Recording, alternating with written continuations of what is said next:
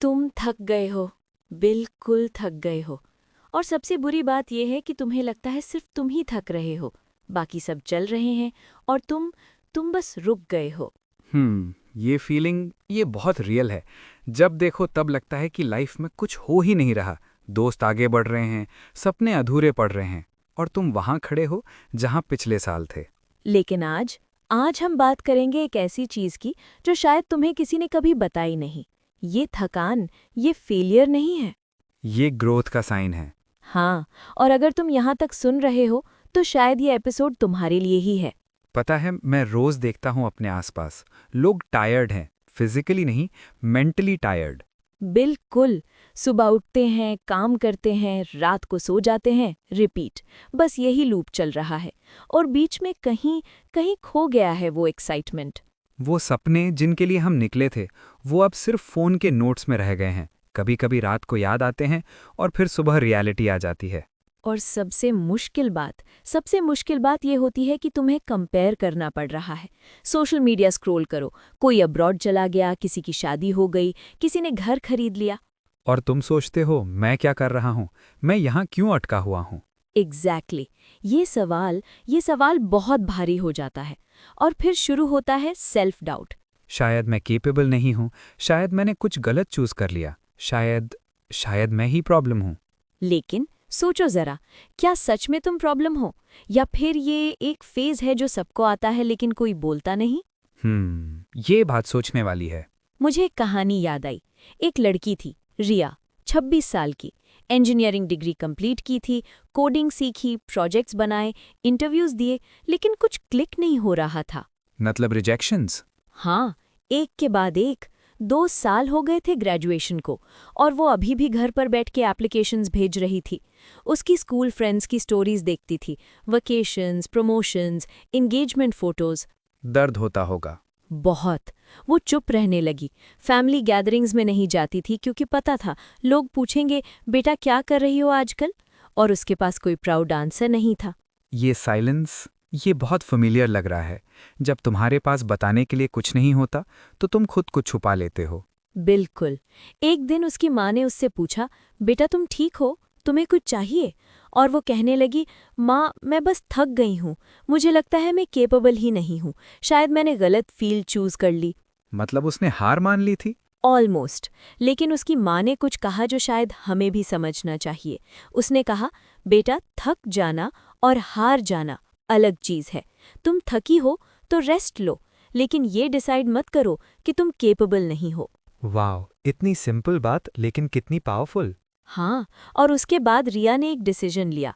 उसने एप्लीकेशंस बंद कर दी, 1 हफ्ते के लिए। अपनी डायरी निकाली और लिखा, मैं क्यों कर रही हूँ ये सब। क्या मैं बस लोग क्या कहेंगे इसलिए कर रही हूँ, या मेरे अंदर से ये आना चाहिए। क्लैरिटी। हाँ, और फिर उसने रियलाइज किया वो खुद से भाग रही थी, रिजेक्शन से दुखी थी, लेकिन असली प्रॉब्लम ये थी कि वो खुद पर बिलीव करना बंद कर चुकी थी। तो फिर क्या हुआ। उसने स्लोली शुरू किया, छोटी छोटी चीज़ें। एक ब्लॉग बनाया अपने स्ट्रगल्स पे, ऑथेंटिकली लिखा, लिंक्डइन पे शेयर किया। धीरे धीरे लोग कनेक्ट करने लगे। एक स्टार्टअप फाउंडर ने मैसेज किया और 3 महीने बाद उसकी पहली जॉब मिल गई। तो मतलब स्टोरी का मॉरल रुक जाना गिव अप नहीं है। एग्जैक्टली। रिया ने हारी नहीं थी, वो बस पॉज पे थी, और उस पॉज ने उसे क्लैरिटी दी। ये स्टोरी सुन के एक बात समझ आई। हम अज्यूम करते हैं कि अगर तुम आगे नहीं बढ़ रहे तो तुम पीछे जा रहे हो। हाँ, लेकिन लाइफ लीनियर नहीं होती। कभी कभी तुम वहीं खड़े रहते हो, ब्रीद लेते हो और समझते हो कि नेक्स्ट स्टेप कौन सा होना चाहिए।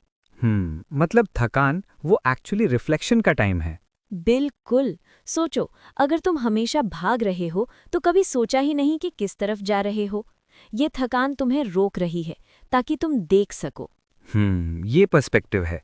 लेकिन फिर सवाल ये है, रेस्ट कब तक लेना चाहिए, कैसे पता चलेगा कि अब वापस स्टार्ट करना है। Good question.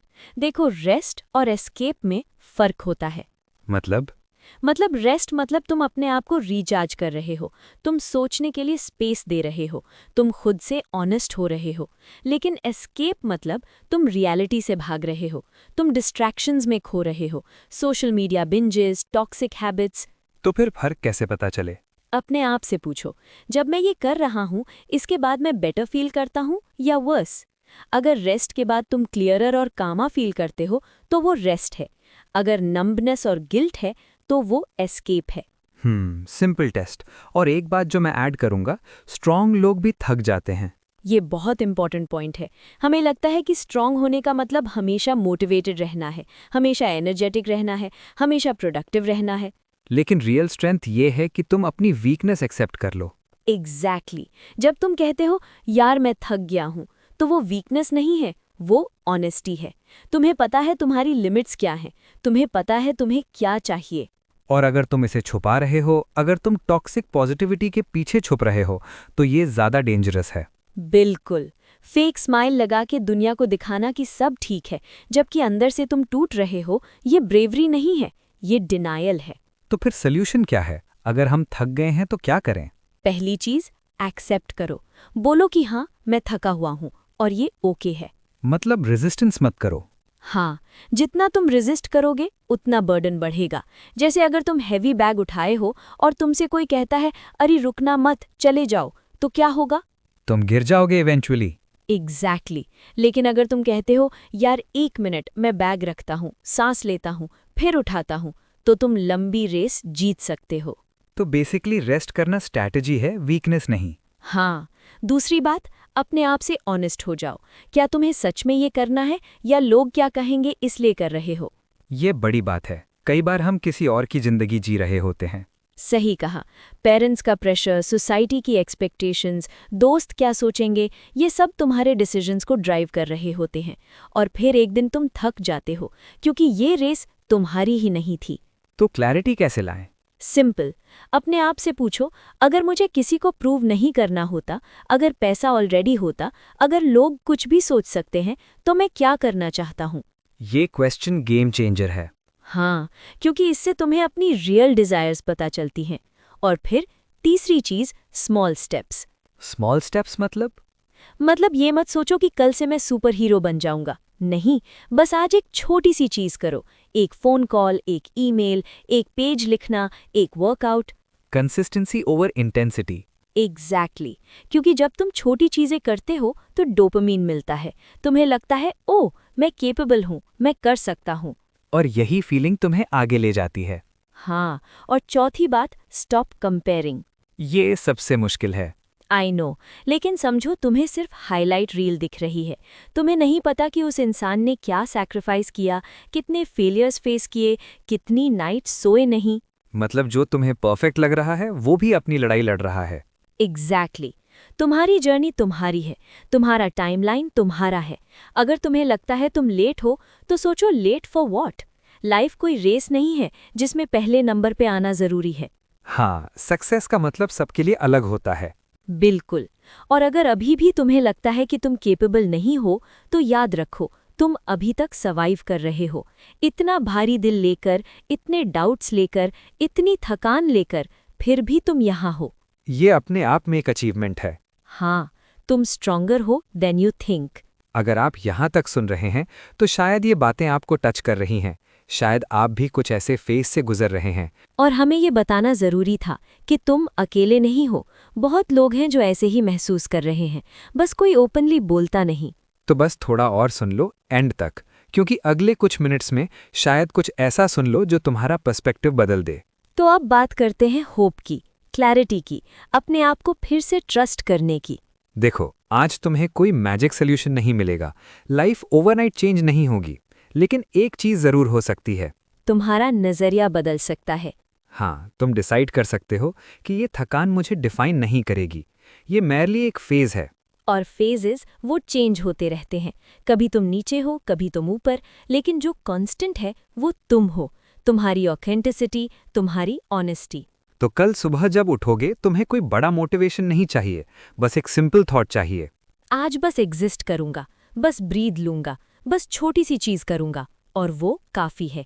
क्योंकि प्रोग्रेस लीनियर नहीं होती, कभी कभी तुम सिर्फ सर्वाइव कर रहे होते हो और वो भी इनफ है।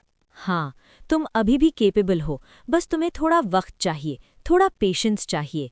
अपने आप के साथ, अपने जर्नी के साथ। और एक दिन जब तुम पीछे मुड़ के देखोगे तो रियलाइज होगा कि ये जो तुम आज थके हुए हो ये एक्चुअली तुम्हारे ग्रोथ का पार्ट था।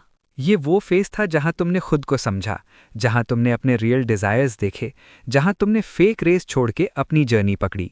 तो अगर आज तुम्हें ये लगता है कि तुम हारने वाले हो तो याद रखो, थक जाना हारना नहीं, रुक जाना गिव अप नहीं। ये बस एक पॉज है जहां से तुम ज्यादा क्लियर होके निकलने वाले हो। तो फाइनली एक लास्ट बात, आज बस सांस लो, कल फिर चलना। क्योंकि ये जर्नी तुम्हारी है, तुम्हारा पेस है, तुम्हारा टाइमलाइन है। और तुम बिल्कुल ठीक हो जैसे हो, थोड़ी फ्लॉड, थोड़ा कंफ्यूज्ड, थोड़ा थका हुआ, लेकिन तुम्हारा होना ये इम्पॉर्टेंट है, बहुत इम्पॉर्टेंट। अगर आपको ये एपिसोड थोड़ा भी रिलेटेबल लगा, अगर आपको लगा कि ये मेरे लिए थी, तो प्लीज़ कमेंट में बताइए एक लाइन कि आप अभी कैसे फील कर रहे हैं, हमें सुनना है। और अगर ये एपिसोड किसी और के काम आ सकता है, किसी दोस्त को, किसी फैमिली मेंबर को, तो प्लीज़